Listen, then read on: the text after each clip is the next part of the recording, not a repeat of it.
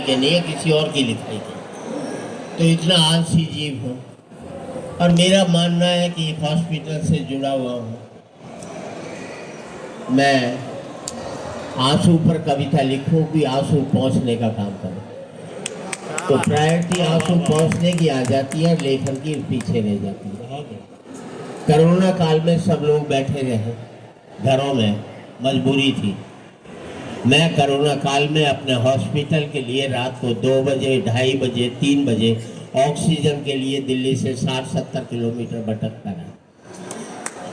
अब इसका संस्मरण लिखो तो लगेगा लोग अपनी बड़ाई कर रहा है, लेकिन कीर्ति ने जो संस्मरण लिखे हैं, जो बचपन के संस्मरण हैं, ये लिखना बहुत महत्वपूर्ण है।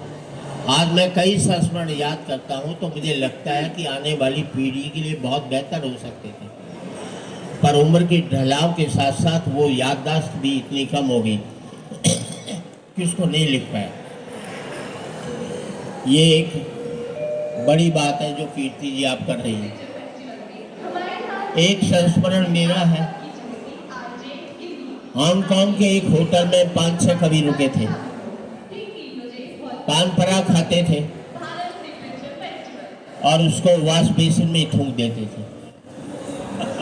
3 बार होटल के मैनेजर का फोन आया, don't स्पाइल the toilet seats, wash basin. नाम नहीं लूंगा कवि के, अभी है नहीं वो दोनों। और हुआ ये, जब होटल छोड़ा तो आयोजक को 22,000 रुपये की पेनल्टी, जो चादरों को हमने हाथ पहुंचे थे उसकी देनी पड़ी। उन्होंने आसानी से ले लिया और उस मैनेजर ने एक बात कही, in future no Indian will stay in this hotel. मुझे लगा कि हमने चादर गंदी नहीं की, हम अपने मुल्क को गंदा करके वहां पर आए। बहुत बढ़िया, बहुत बढ़िया। हथौड़े की तरह मेरे दिमाग में आज भी घूमता है।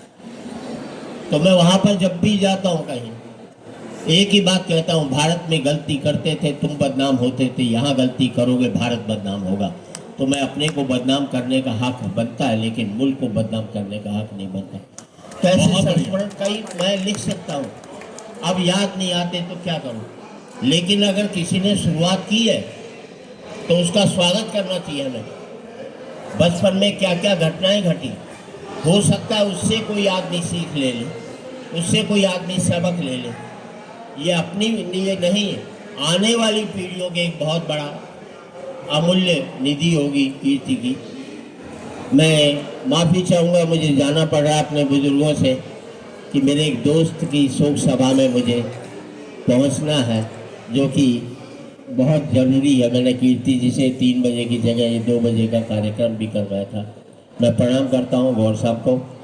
आप तो निर्माण का काम करते हैं, आप बिल्डिंग का निर्माण करते हैं, हम कविता का निर्माण करते हैं, आप एक्स्ट्रा और काम करते हो, पुस्तकों का, कविताओं का भी निर्माण करते हैं। एक बहुत बड़ी बात होती है। मैं प्रणाम करता हूँ।